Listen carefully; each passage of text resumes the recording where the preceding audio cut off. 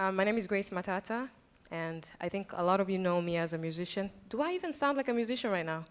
Can you hear me? You should sing. You can sing a little bit. No Prove. way. It's like, Prove. okay, this is what I really don't understand about people. Please prove to you us never you're a singer.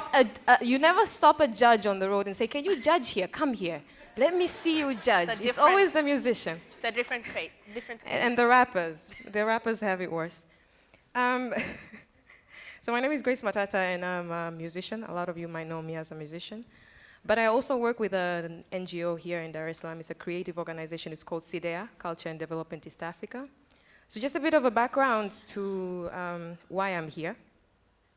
CDEA is an NGO. It's a creative organization. It's based here in Dar es Salaam. And we basically work with different stakeholders to facilitate them to use the aspect of culture in the general development conversation, sustainable development conversation. So we work with different stakeholders from the government. We do a lot of research within the creative industry, and I came with a couple of books, and I realized I don't have enough for all of you. But if you go to our website, I can't remember it right now, but come to me later, I'll tell you about it. But if you go to our website, you'll be able to find a lot of research that we've been doing within the sector about, specifically for the film and music subsectors. So we do a lot of program with youth, with creative youth and creative businesses. We have an incubation program whereby we're providing them with business and technical support as well. One of the things that got me really fascinated about being a part of Sahara Sparks this year is because we have really been trying to advocate for change within the creative sector in terms of policy, in terms of the infrastructure itself, what's happening, what's missing, what are the gaps, and how we can actually work together to fix them. So this is kind of like a very personal conversation to me, and I'm very happy to be a part of this panel today. One of the, I'm sorry, I said I wrote everything down. I'm not a really good presenter. So to open up this discussion today, 1 minute. Yes. Before we start this discussion today, I wanted to read something, a bit of a, yeah, here it is. So this is a global music report by an organization called IFPI. And I want to read the opening remarks from the CEO of IFPI. And I think it's going to set the tone to the conversation we're going to have today here. It says, the global recording industry is seeing modest growth after more than a decade of significant decline. Years of investment and innovation have begun to reward an industry that has shifted from adapting to the digital age to driving it. The story of the record music industry over the last 2 decades is one of transformation, from physical to digital, downloads to streaming, and ownership to access. The industry is now working with its partner on another ongoing transformation from years of decline to sustainable growth. Now that is the global status, according to this report. But I also wanted to share something else. These are the numbers, the Global Music Market Report for 2016 last year, and these are the numbers. I'll start with the good numbers and with the bad ones. So in 2016, there has been a 60.4% growth in streaming revenue, in live streaming revenue, specifically for music. 60.4% increase. There has been, in total, for digital revenue, a 17.7% increase in total revenue from digital. There has been a minus 7.6, that's a decline, for physical revenue, physical CDs and merchandise. There has been a minus 20% for download revenues. And there has been a 5.9% increase in global revenue from music. Now, the reason I wanted to start with this is because I want to just kind of like see globally what is happening for the music scene. before we start having a very local content conversation around this one. To start this conversation, I would like to welcome my panel, which is already here. It's kind of, oh, this is an amazing panel. I would like to welcome the panel. Today we have with us Nikki. Nikki, you've already introduced yourself, but it's okay, please introduce yourself again. Mi naitwa Nikki. I knew he'd do that. Nikki wa Pili. Nawakilisha Weusi. Thank you very much. We have Mr. Michele Baldini. Please introduce yourself. Michele Baldini, I'm one of the co-founders of Pana Music. We are a Pan-African artist management company, representing also Grace. Thank you very much. We also have Mr. Hafiz Juma from AIM Group. So my normal job is AIM Group, but today I'm wearing my hat for Mkito, actually. I'm the currently acting co-CEO of Mkito, and that just means I'm the face for the incredible team that works behind the scenes of the platform.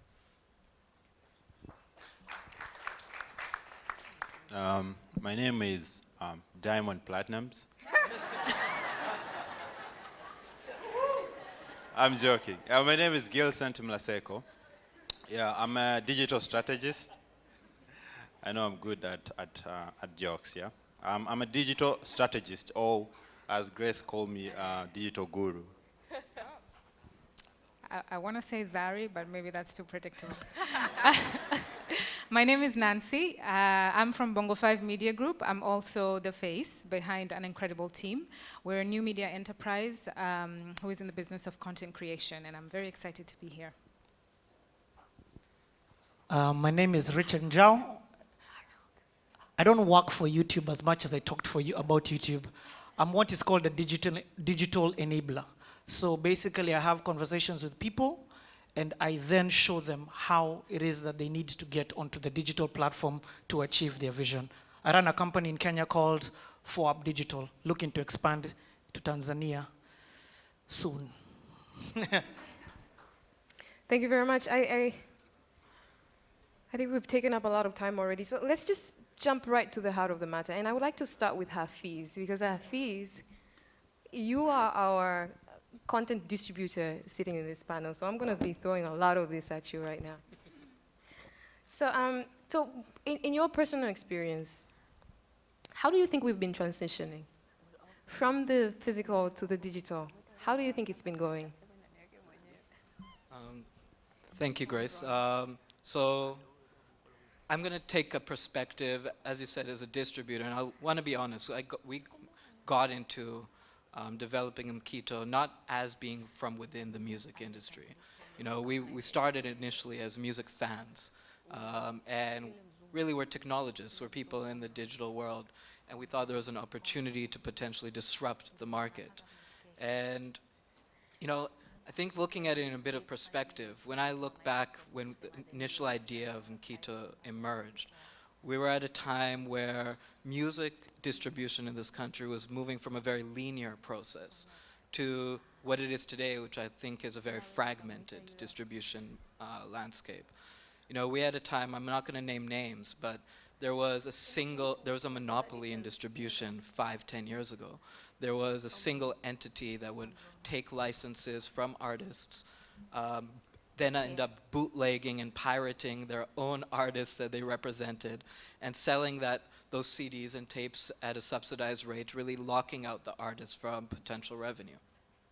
And this was, you know, with the rise of digital, there was an opportunity to disrupt that model and really try and open up another distribution stream. In came Mkito, and we felt there's 3 things that we really valued as our distribution principles. The first is we don't believe in holding exclusive rights to artists' music. And that is because we believe artists need to be able to have as many streams of revenue as possible from music sales. The second is we wanted to focus on feature phones, and that was really prior to the proliferation of smartphones. Those are what I call in between dumb phones and smartphones, phones that have internet capabilities, but not necessarily running iOS or Android operating system. And the third is we wanted to make sure the majority of revenues went back to the artist rather than the platform itself. And we started this, you know, with all these good intentions, and it's been an interesting process. You know, right now on Quito, we're sitting at just under 1 million registered users. We're having about 30% monthly active rates on the platform. However, and I thank Nikki for giving a shout out to Quito, but the reality is those numbers haven't really translated into major revenues for artists.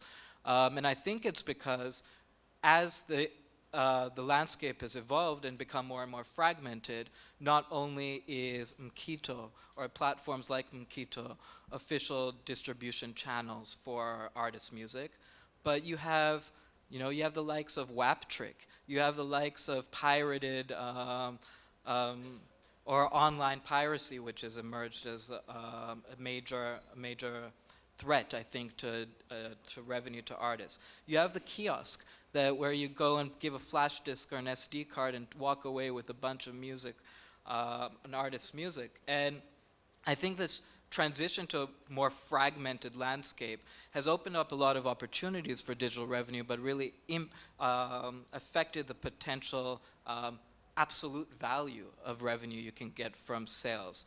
You know, when it was a physical process, you'd sell a CD, you get your cut of the royalties from that CD. Now what we're dealing with is consumers don't want to pay for music. So we're heavily reliant on advertiser or corporate subsidies to be able to pay artists. And because of that, revenues are diminished more and more. I think there's hope. There is hope in this process, but I think the only real way we're going to unlock larger revenues for artists through digital distribution is consumers willing to pay for the product they consume. And I think that's a mindset shift that really needs to happen. Thank you very much. So in terms of, I'm going to come back to one thing you said, Hafiz, but I also want to talk to Richard. You've been in both Kenya and Tanzania. How do you think we've been taking it compared to the region? I'll start with the positive. The thing that I'm jealous about Tanzania is that Tanzanians are obsessed with music from Tanzania. You'll be shocked.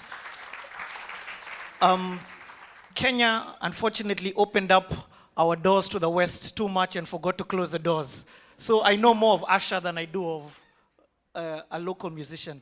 The revival is now changing with the new generation where young Kenyans, so musicians like Sauti Sol in Kenya, have an obsessed Kenyan following. So I would call them the AD generations, the ones born after digital, have really sparked a Kenyan love back into the system. So Nyashinsky, Calligraph Jones, those are the newbies.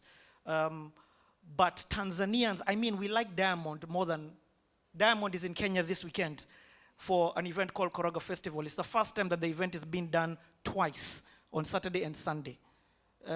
That's how much Kenyans are even obsessed with Tanzania. And the gospel music industry in Tanzania is become a bongo flavor gospel sounding industry. So the thing that I love about Tanzanians is that you're really passionate about your own music. The negative is this. Sauti Sol released their album and gave it out for free. Why? Because they figured out other ways to make revenue from their money, and they look at their album as a CV. So the more people with my album, the more doors open up. You're still in Tanzania, I feel like you're still locked, and this conversation is very much about your CD, the final of your music product, the final song, and the music video. I feel there's a lack of a digital shift that has happened. Kenyans spend, under the age of 25, spend 6.5 hours on Facebook a day. There's only so many times I can listen to your song. So the artists there have figured out how to cut off, and unfortunately I'm going to say this, but the middleman. They're like, listen, he's got 1.2 million followers on Instagram. He doesn't need him, he needs him. Do you get the difference? So The musician needs to find out, how do I directly communicate with my target audience? We've got mobile money, guys. You don't have to sell them a physical copy or go to iTunes to download. Use WhatsApp. Let them pay you, WhatsApp them the album. Find innovative ways. So what I feel that has been locked in the Tanzanian artist's mind is the innovation and the new channels of creating music, distributing music, and promoting yourself to become a huge brand. That's the difference, because you've got the love. I disagree when he says that people don't have the opportunity to spend money. If he told me to buy his album and I'm a follower, I will buy it. I will find the money and I will buy it. Thank you, Richard. Thank you very much. I'm going to throw this question at Gillsant. Hi, Gillsant. Hello, Diamond. Guru. I'm going to throw this question at you. Richard raised a point regarding social media and being able to sell more than just one type of content or two, which is audio and visual. Do you think there is a certain mind shift that the Tanzanian artist has been able to acquire during the transition that's going to allow them to be able to survive in this new digital area? Do you think they are utilizing these other digital platforms, social media, to be able to create more opportunities for them to sell their music? Well, it is yes and no answer. There's some of the artists which I know, they have actually moved from traditional to digital distribution of content, as well as using the social media to either promote their music or promote their brand as themselves. You know, I can count like how many musicians have actually tried. I give you permission to name names. No, probably they can kill me somewhere outside there. No, there are not more than, I can say, not more than 10 actually artists who have tried to either sell the content or to promote their brand as themselves using a digital platform. But other ones, I think they're using their digital platform to spread either gossip or what they call nowadays, Kiki, yeah? Yeah, Kiki. Something like that. Yeah, something like that. So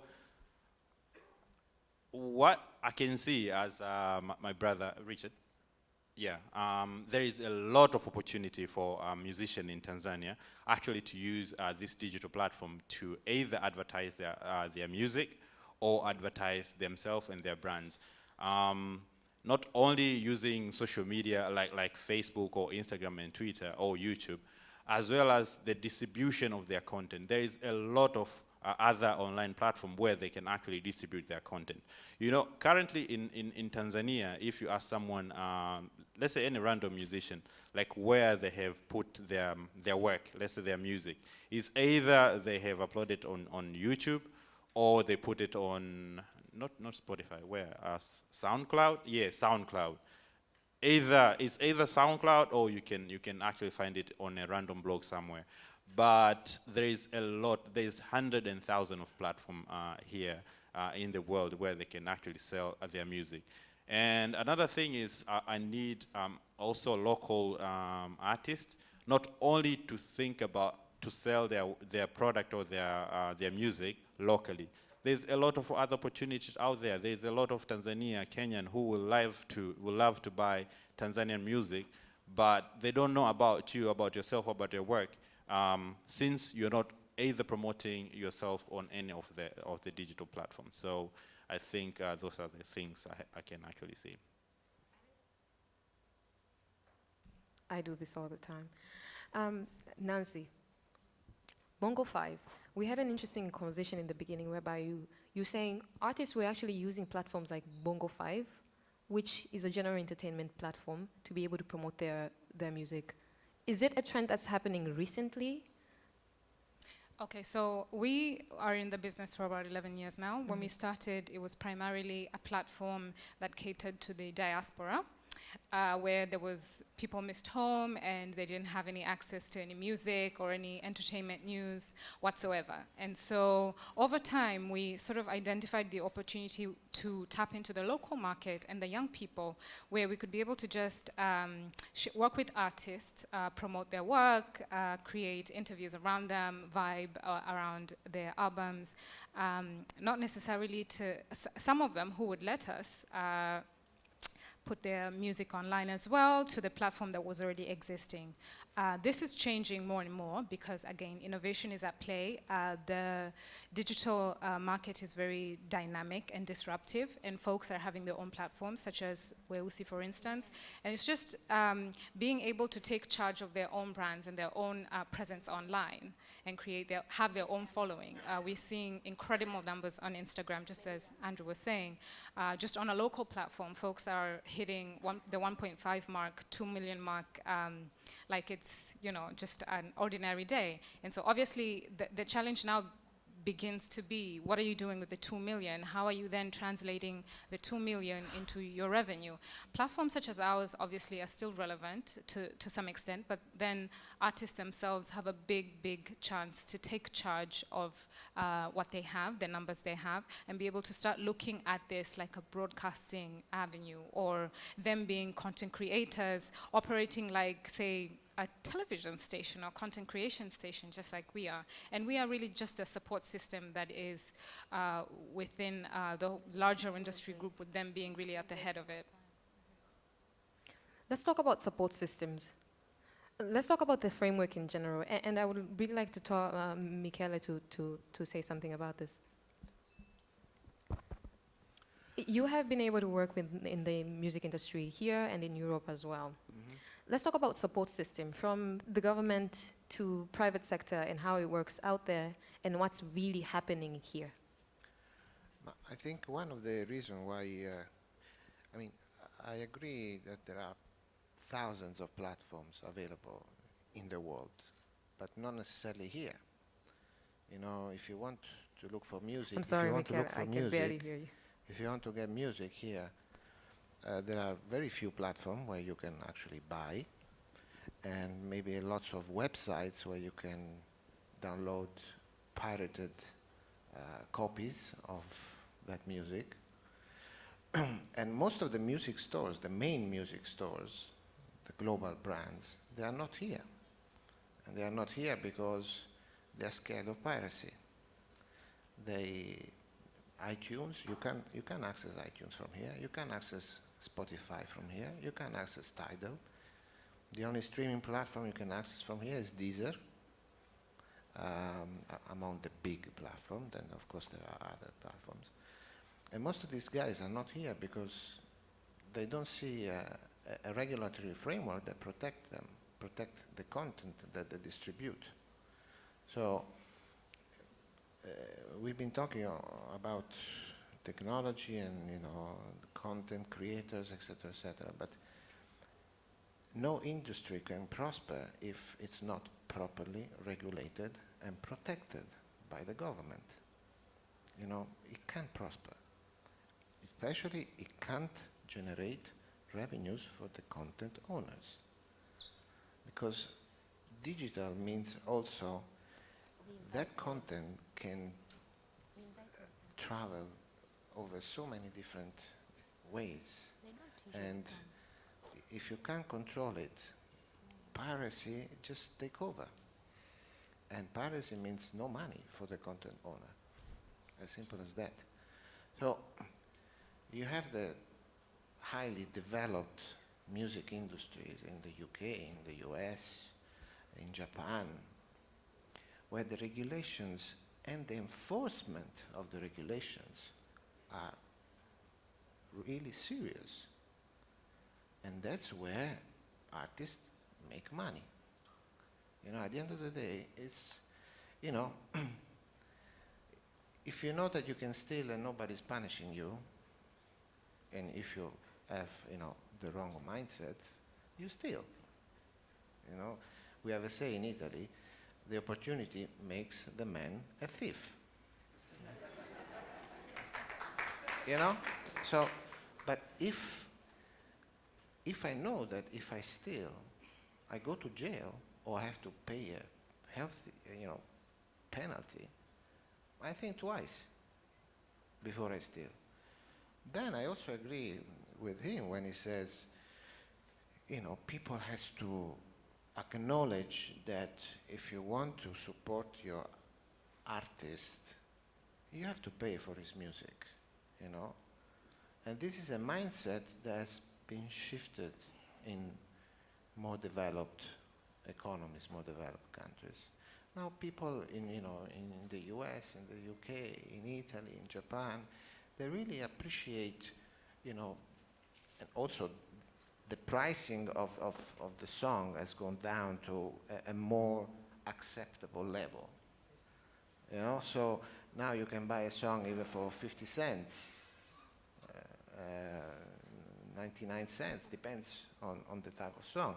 So at the end of the day, it's always a matter of regulating everything. Because if you don't, there is no money. The only way for artists then to make money is then using this social media platform to build an audience and to become attractive to sponsors. Now everybody's talking about artists being and bloggers being top influencers, and marketing money now is diverting a lot into influencer marketing because the returns of the investment of the marketer are very, very high. We're talking 10, 11 times what you invest. Something that in more traditional type of advertising is not, like billboards, like radio, like TV. You can't really understand what is your return on your investment as an advertiser, as a marketer. With social media platform, you can, because there are analytics applications that allow you to understand who is actually interacting with your message. Good thing you've spoken about advertisers and endorsements and everything. Bwana Nikki, sasa hii deal yako ya mwisho hatujaonana toka imetiki. Tell me about that. You've been doing this for a very long while. Umeanza social media and everything. You guys, wewe pamoja na Weusi, mmeweza kupata a lot of endorsement deals. Talk to us about that. Ilianzia wapi? Was it just the music? How do you build up to becoming attractive enough to actually have people coming to your business? Where did it come from? Social media? Kwanza unatakiwa ujifunze kwa sababu endorsements ziko za aina nyingi na wana target audience wa aina nyingi.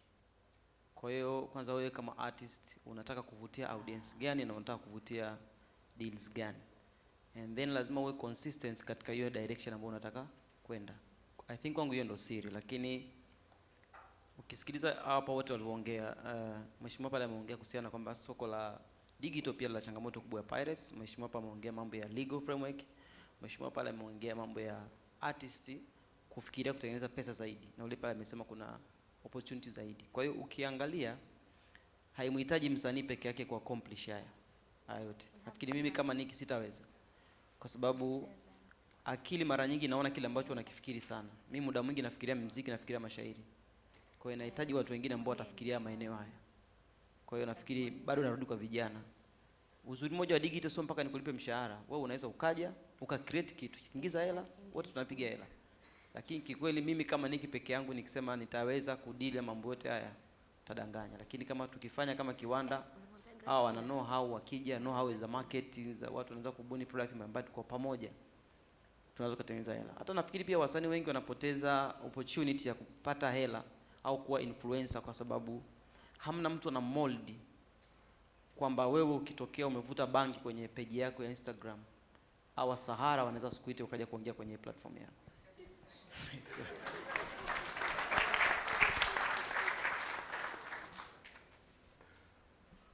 Nilikuwa bado kwenye bangi. Anyway, one thing I wanted to come back to Hafiz, and I'm sorry Hafiz, I'm going to throw a few more questions your way because we're talking about digital platforms, and one thing Richard has made it very clear, you cannot really survive on digital, I'm sorry. This is too interesting. So we are done, right? Finish up. I'm really, really sorry, but real quick. I allow you to finish up just a little bit. I'm really happy over the fact that we've been able to cover a lot. We've covered where we have come from, what's happening currently in terms of content, in terms of the artist's expectation, in terms of the distributor, what is happening in the landscape. But I really want to know, for the future, as a way forward, how do you see this going? What's the next step for all of us? Tuanze na Nikki. I think let's go this way. Okay, mi kwa haraka kwa upande wa legal, nafikiri sheria huwa inafuata sera. Hapa wote tunaongea biashara, lakini sera yetu inasema sanaa ni utamaduni. So unaweza kuwa na hiyo confusion. I think regulation is of paramount importance, and I think education. You know, we need to educate artists, we need to educate consumers, we need to educate all the parties concerned, because if you don't educate people, they won't change. They will just stick to their mindset and that's it. So, you know, they have to understand that downloading for free on pirate site is like stealing. And it's not helping the artists. End of story. The artists then also need to be educated on how to make money in alternative way, because nowadays music is not, you know, the money is not in the downloads. You know, the money is in the gigs, the money is in the endorsements, the money is in you know, in working with the brands as influencers. The money is there until, because you see the biggest problem is that although music has gone into digitalization, the revenue models, the business models are not yet clear. Even for the big guys, you know, even Spotify, that is making a lot of money out of subscription, but it's not the right revenue model, the perfect revenue model yet. So all these things are still being searched and defined, and it's very hard to define it because this world is going too fast. So what is good today, the day after tomorrow is already obsolete. So that's the challenge. And for this, I don't have a solution. I will try and be quick to something I could probably speak about for hours. I know, Hafiz, I know. But so my quick things that I would say are important for the future. I'm naturally skeptical of regulation, especially the regulatory body that exists at the moment.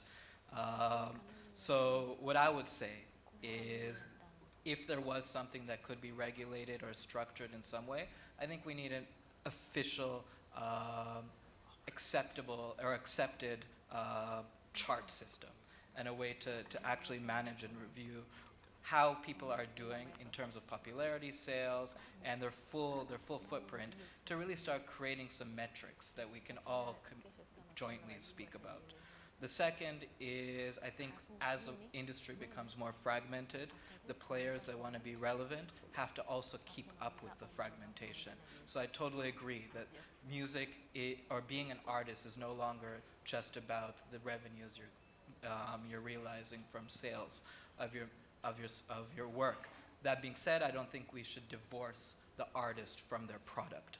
And I think at the end of the day, in spite of the bubbles, I think the bubbles that exist around influencer marketing and the like, we need to make sure that artists can still have a reliable revenue source from the actual music they create, the products that they create. And yeah, I think there's a lot of other things.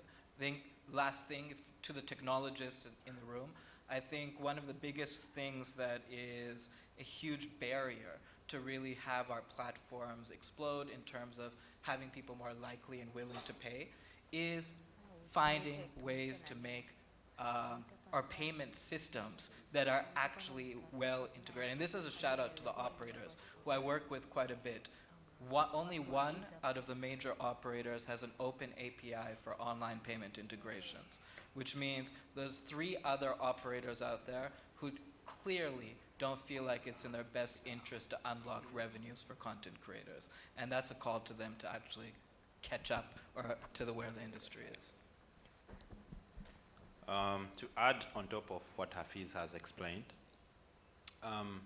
yes, as Nikki also have mentioned something like, he has actually given you a challenge to create a platform where they can actually sell the local content, yeah? So me and some of my friends, One of it, I think one is in this room.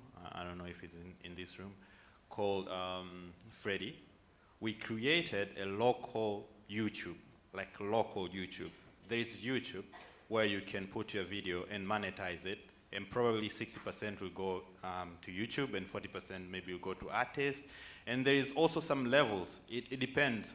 If you're lucky, it will you'll be like into maybe third person or fourth person. There is YouTube, and there is like 4 people in between then you as an artist to get your revenue and stuff.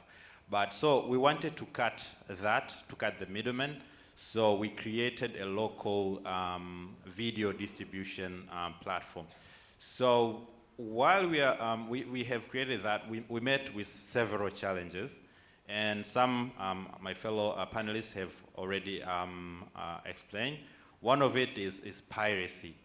The first day we uploaded the video, because the unique proposition, or the unique selling point for that platform was to upload exclusive video.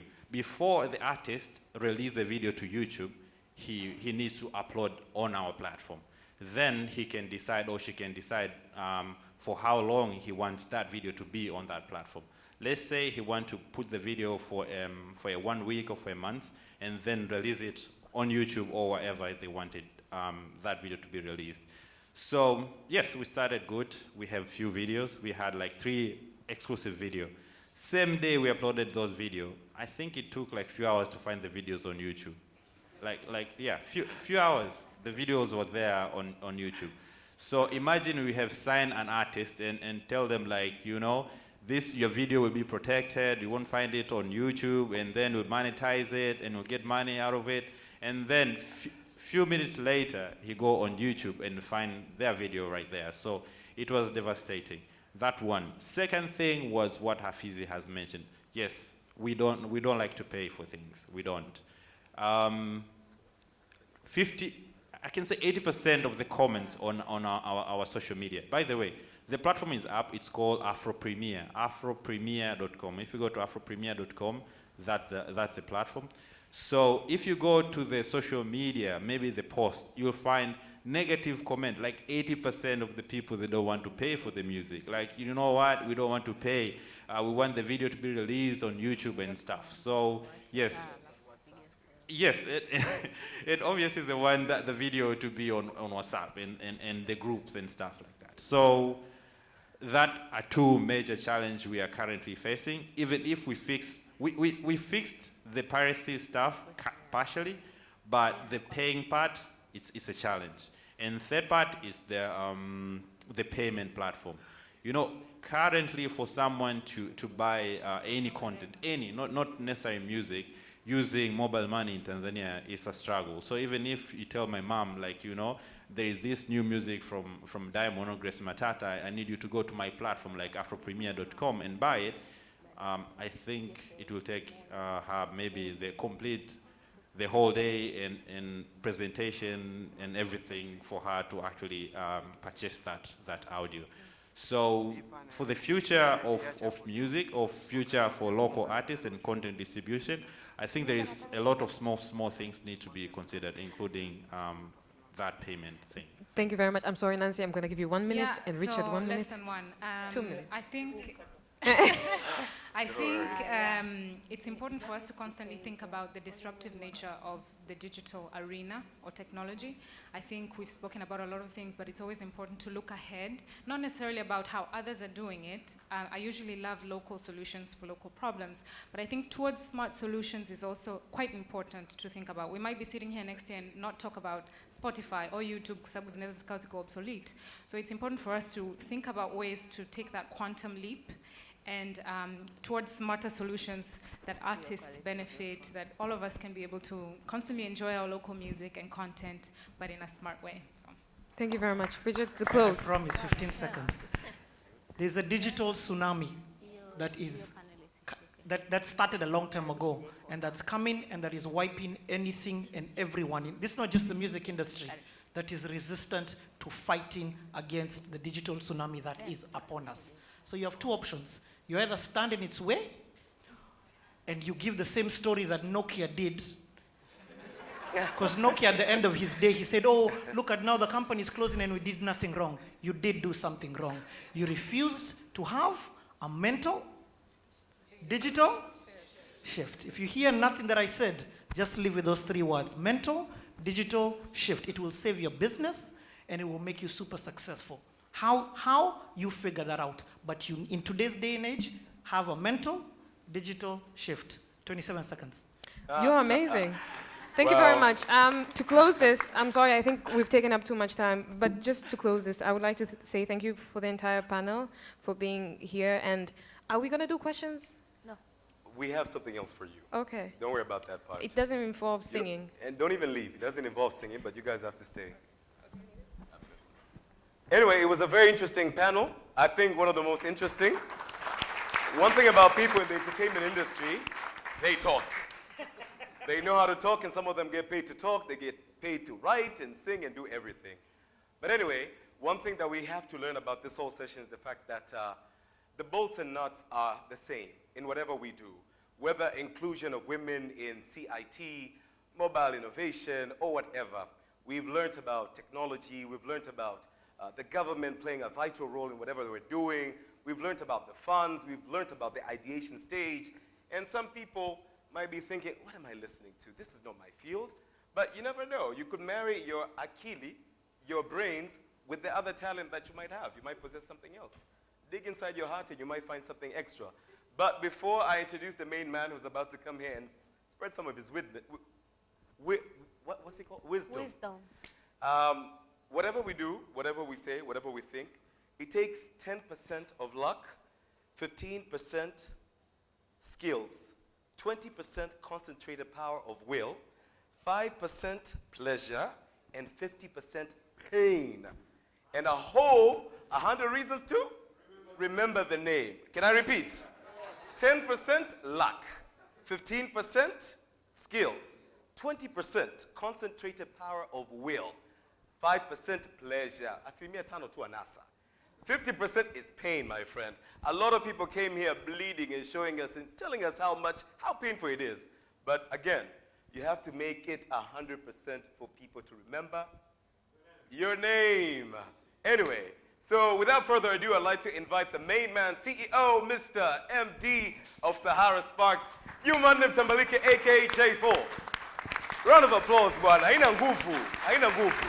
Makofi, makofi. Thank you so much, guys.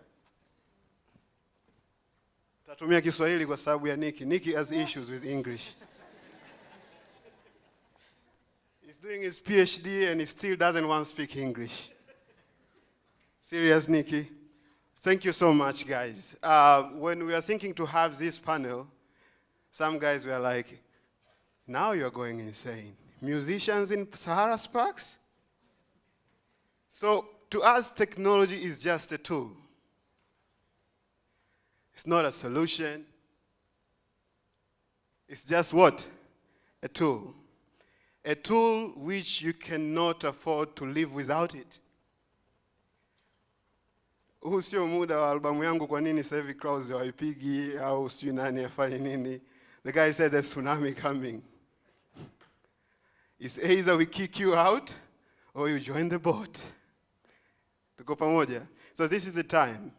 It's a time for Tanzanian musician to grab this opportunity. Nilikuwa naangalia one of my old friends. Alikuwa anasimamia Squad Digital. It's a digital branding agency. One time he was asking me questions. And one of the questions he asked me was, do you know the artist in East Africa who has the largest digital influence? And I was like, I don't need to know him. I'm not working with him. I told him because it was a joke. And then the guy was like, you know what? It's Diamond. He has the largest digital presence in East Africa. And I was like, so what next? But I'm not sure if he's making enough money on the digital platform to reflect on his influence on this part of Africa.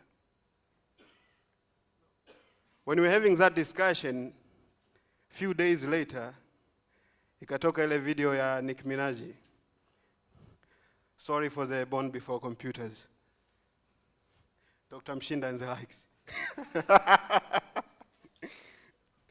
Dr. Mshinda was struggling even to mention Nikki. What is your second name? Nikki what? Okay, so the thing is, after that video came out, within 6 hours, it had 6 million views. And every view, I think, was around 1 to 10 USD in terms of value. So in 6 hours, she made like 6 million USD out of the views, the YouTube views. Don't think about the endorsement. Don't think about the tweets she does for big companies. So does East African musicians seize the opportunities with the digital platform? That's a message ambayo nawaacha ninyi na opportunists wengine kama mimi. Wakamate tu vichwa, ambie mimi nitawaingiza kwenye YouTube msiali. Nipeni rights za video zenu. Thank you so much. Thank you so much, guys. Thank you for the amazing panel. Thank you so much, Nikki. Thank you so much, Njau. Thank you so much, Hafiz. Thank you, Gillsant. Thank you, Nancy. Thanks, Richard and Gracie. Thank you so much, guys.